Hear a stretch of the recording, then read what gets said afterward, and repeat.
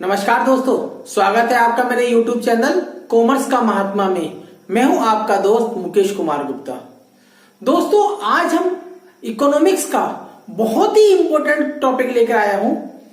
नाम है बजट। तो इसमें आप देखेंगे कि बजट किसे कहते हैं, बजट के कौन कौन से प्रकार होते हैं और इसकी इंपॉर्टेंट फैक्ट्स क्या है।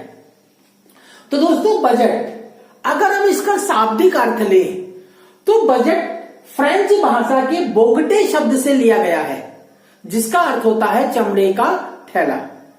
लेकिन सामान्य भाषा में बजट किसे कहते हैं?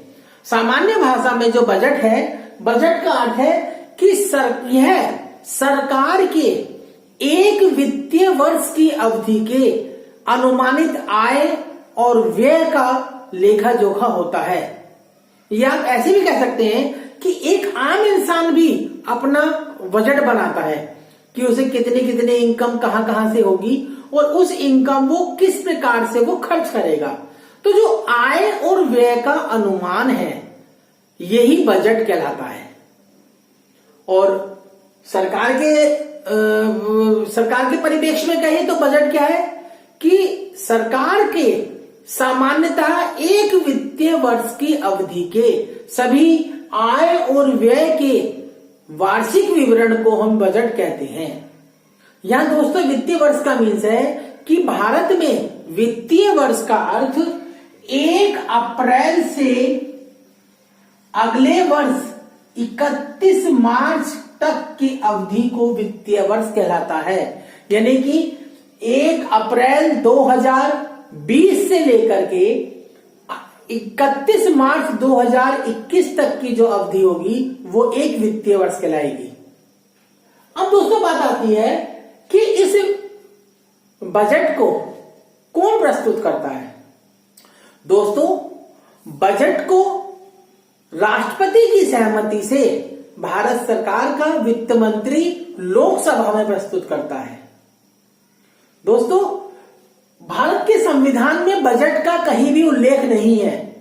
बजट के स्थान पर वार्षिक वित्तीय विवरण शब्द का उल्लेख है। संविधान की धारा अनुच्छेद 112 के तहत जो भारत का वार्षिक वित्तीय विवरण लोकसभा में प्रस्तुत किया जाएगा। अर्थात कहने का मीन्स है कि बजट के स्थान पर वार्षिक वित्तीय विवरण शब्द भारतीय संविधान में लिखित है। बजट कहां प्रस्तुत किया जाता है? बजट हमेशा लोकसभा में प्रस्तुत किया जाता है। जितने भी धन विधेयक हैं, मनी बिल हैं, वो हमेशा लोकसभा में प्रस्तुत किए जाते हैं। और कोई भी विधेयक धन विधेयक है या नहीं है, इस बात का जो फैसला है वो लोकसभा स्पीकर करता है। अब आ जाती है दोस्तों बजट के प्रकार। तो बजट के मेनली 2 प्रकार होते हैं। पहला संतुलित बजट और दूसरा असंतुलित बजट, यानी बैलेंस्ड बजट और अनबैलेंस्ड बजट।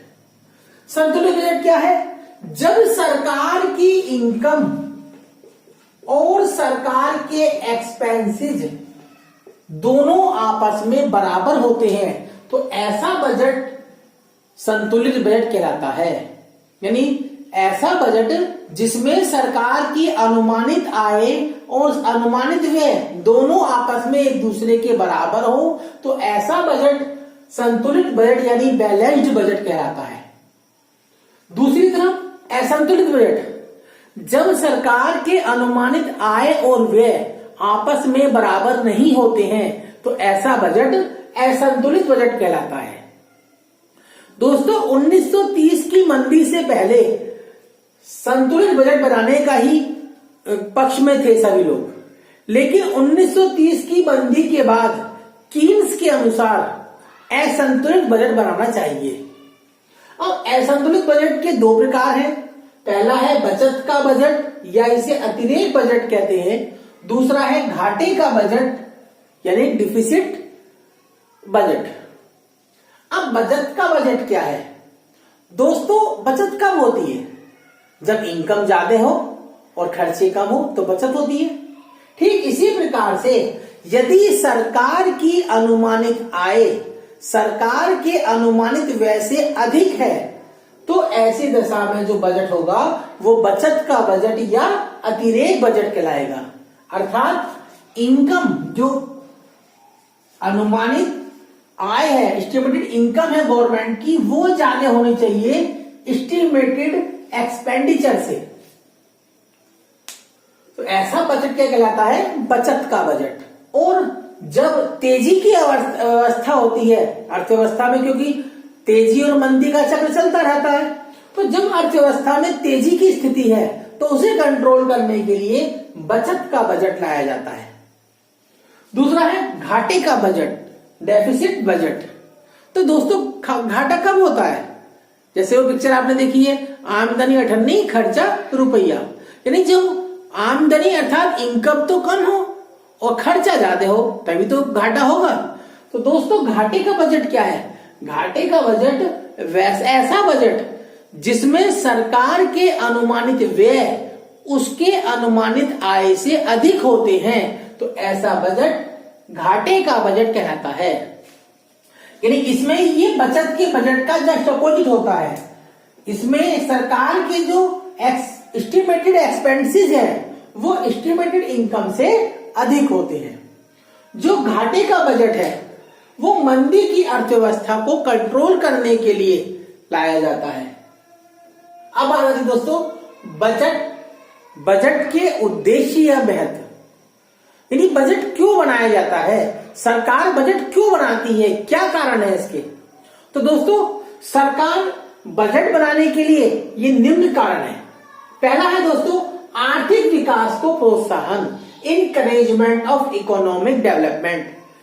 सरकार आर्थिक विकास में डेवलपमेंट करने के लिए, आर्थिक विकास को प्रोत्साहन देने के लिए बजट बनाती है। जैसे सरकार उद्योग लगाने के लिए लोन देती है, उन्हें कर से छूट प्रदान करती है, या सरकार सार्वजनिक व्यय को बढ़ा करके डेवलपमेंट करती है। तो बजट के माध्यम से सरकार का मुख्य उद्देश्य होता है कि आर्थिक विकास को प्रोत्साहन देना, आर्थिक विकास करना। दूसरा संतुलित क्षेत्रीय विकास। दोस्तों संतुलित क्षेत्रीय विकास होता है कि जो हमारा जो भारत है, भारत के कुछ राज्यों में डेवलपमेंट बहुत अधिक है, कुछ राज्य पिछड़े हुए हैं। तो सरकार बजट के माध्यम से जो क्षेत्र पिछड़े हुए हैं उन क्षेत्रों का विकास करती है। जैसे सरकार बजट के माध्यम से उन क्षेत्रों में आधारभूत सुविधा उपलब्ध कराती है, जैसे बिजली, पानी, सड़कों की सुविधा। सरकार वहां चिकित्सा सुविधा उपलब्ध कराती है। सरकार अपने सार्वजनिक उपक्रम ऐसे क्षेत्रों में स्थापित करती है जिनका पर्याप्त रूप से विकास नहीं हुआ है, जिससे कि जो संतुलित विकास है वो हो सके। तीसरा है आय एवं संपत्ति का पुनर्वितरण, redistribution of income and property. दोस्तों सरकार बजट के माध्यम से आर्थिक विषमता में कमी लाने का प्रयास करती है। कैसे? सरकार धनी वर्ग पर अधिक टैक्स लगाती है और उस टैक्स से प्राप्त इनकम को निर्धन वर्ग के कल्याण के लिए खर्च करती है। वहीं दूसरी ओर निर्धन वर्ग पर या तो टैक्स नहीं लगाती है या टैक्स बहुत कम मात्रा में होता है। इसी प्रकार से सरकार सार्वजनिक व्यय में वृद्धि करके सड़कों का, पुल का निर्माण करती है, गरीब कल्याण की योजनाएं चलाती है, जैसे अंत्योदय योजना है। तो इस प्रकार के कार्य करके सरकार आय और संपत्ति का पुनर्वितरण करती है और समाज में एक समानता लाने का प्रयास करती है। चौथा है आर्थिक स्थिरता, इकोनॉमिक स्टेबिलिटी। दोस्तों अर्थव्यवस्था में हमेशा व्यापार चक्र चलते रहते हैं, कभी मंदी आती है, कभी तेजी आती है। तो सरकार इस बजट के माध्यम से अर्थव्यवस्था में स्थिरता लाने का प्रयास करती है। अर्थात जब सरकार तेजी की स्थिति में होती है तो सरकार बचत का बजट बनाती है, यानी अतिरेक बजट बनाती है। इसी प्रकार जब अर्थव्यवस्था मंदी की अवस्था में होती है तो घाटे का बजट बनाती है। तो इस प्रकार से बचत का बजट, घाटे का बजट बना करके सरकार इकोनॉमिकी में स्टेबिलिटी लाती है, यानी अर्थव्यवस्था में एक स्थिरता लाने का प्रयास करती है। पांचवा दोस्तों, रोजगार का सृजन यानी क्रिएशन ऑफ एम्प्लॉयमेंट। सरकार का एक इंपॉर्टेंट उद्देश्य है जॉब क्रिएशन यानी एम्प्लॉयमेंट का क्रिएशन। सरकार सार्वजनिक व्यय बढ़ा करके सड़कों का निर्माण करती है, पुल का निर्माण करती है, जिससे कि जो श्रम प्रधान कार्य है वो करके जॉब का क्रिएशन हो सके, यानी रोजगार उत्पन्न किया जा सके। तो दोस्तों उम्मीद करता हूं कि आप समझ गए होंगे कि बजट किसे कहते हैं, कितने प्रकार का होता है, क्यों बनाया जाता है। यदि आपको मेरी वीडियो पसंद आई है तो आप मेरे चैनल को सब्सक्राइब करें, मेरी वीडियो को लाइक करें और शेयर करें। Thanks for watching.